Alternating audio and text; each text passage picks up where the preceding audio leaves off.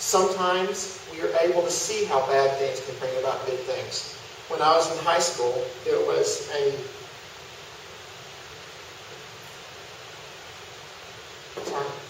a very good friend of mine who was in a car accident, and she was rendered paralyzed from here down. And we didn't know why. We didn't understand how any good could ever come out of something like that. But when she was there in the hospital, and she was there with a friend who was driving the car, and she was there with her friend's dad, who was a preacher. Her friend's dad shared the gospel with her, and she became a Christian. And she said, if I had not been in that car accident, I would have never become a Christian. If it were not for this horrible, bad thing happening in my life, this blessing would have never come. And when you see something like that going on in the world, you're able to understand something about how Romans 8:28 is true. All things work together for good for those who are called according to God's purpose. For those who love God and are called by Him, all things work together for good. And there are going to be plenty of things that you see in life that are bad. Bad things that are going to happen to you. And you may not ever see how something good can come out of it. But know this. The God that you serve is far greater than the God of chance. Get rid of that false belief that you have in your head. Get rid of this notion that nothing is in control of your future. Know this, God has something planned for you, and that something that He has planned for you is good. God frees us from the traditional religions and from the foolishness that we come up with. Because God is your God, you need to love Him and love Him only. I am the Lord your God who brought you out of the land of Egypt, out of the house of slavery. You shall have no other gods before me. There is something that is unique about the God of Israel. The other gods, these gods of the Canaanites, the Egyptians, required that people do things in order to gain favor with them. But they generally did not require that the people love them. There's something that is very different about this God of Israel. This is the God who loves His people and who requires His people to love Him. It was possible in the other religions to serve these gods out of completely selfish motives without genuinely loving these gods. But that is not true with the God of Israel. If you had the God of Israel as your God, then it means that you love Him. God is the one who loved His people. And He first loved His people even before they loved Him. Deuteronomy chapter 9 verses 6 and 7 says this. Know therefore that the Lord your God is not giving you this land to possess because of your righteousness, for you're a stubborn people. Remember, and do not forget how you provoked the Lord your God to wrath in the wilderness. From the day that you came out of the land of Egypt until you came into this place, you have been rebellious against the Lord. If someone were to ask you, why did the God of Israel love these people? You should not say, because they first loved Him. They didn't love Him. They were often rebellious. They often did things that were disobedient to Him. The God of Israel did not love His people because they were such good people. Rather, He loved them in spite of how bad they really were. They were extremely sinful, and they were not really any better than all of these other nations that were in Canaan.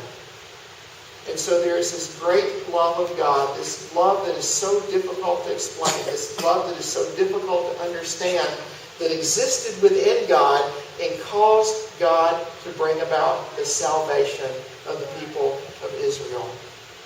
So God is the God who first loves His people even before they love Him.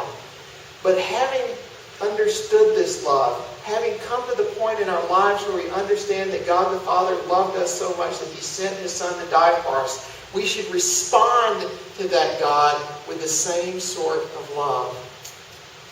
The covenant that God made with Israel began with God's love for an undeserving people. He loved them and He saved them. And so they should respond to Him by loving Him and loving Him only. And that means that they're not to serve other gods. They're not to seek for the things they need outside of Him. In Deuteronomy chapter 6, verses 4 and 5, we read this. Hear, O Israel, the Lord our God, the Lord is one. You shall love the Lord your God with all of your heart and with all of your soul and with all of your might. When you have this sort of God who is loving you, when you have this sort of God who has made a covenant with you, then you must love Him. You must respond to Him in the same way that He has treated you. We've been talking a lot in the last few weeks about the idea of a covenant. We've talked about how a big king would go into the land of a little king and he would take over that land and he would make a covenant with the little king. And we have talked about how God acts in a similar fashion to the big king towards us who are little. Now you can imagine a situation in the world in between two human kings in which this big king comes in to this little king's land and he makes a covenant and he requires this little king to do certain things for him.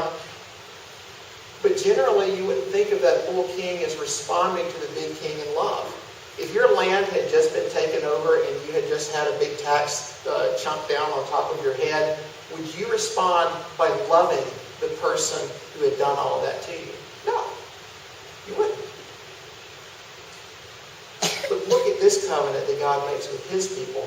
It is a covenant that begins with His love for His people and should be responded to in the fashion of love. When Joshua was renewing the covenant in the book of Joshua in chapter 24, these are the things that happened. Now therefore, fear the Lord and serve Him in sincerity and in faithfulness. Put away the gods that your fathers served beyond the river and in Egypt, and serve the Lord. And if it is evil in your eyes to serve the Lord, choose this day whom you will serve, whether the gods your fathers served in the region beyond the river, that would be Egypt, or the gods of the Amorites, Canaanites, in the land you dwell. But as for me and my house, we will serve the Lord. God loved His people. They are to respond to God in love. And that love is to be manifested in the way that they live. When there is a real love for God, then that is going to work itself out in obedience to God's commandments. The sort of obedience that is exclusive of all other gods, of all other spirits.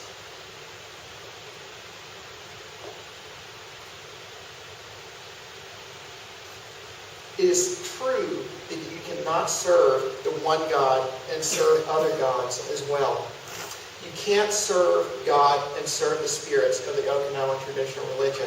If you're American, you cannot serve the God that is most precious to so many of us. You cannot serve two masters, for no one can serve two masters, for either he will hate the one and love the other, or he will be devoted to the one and despise the other. You cannot serve both God and money.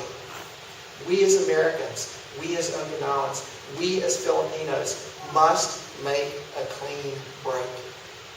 If we're going to worship the one true God, then we need to do that, and we need to do it thoroughly.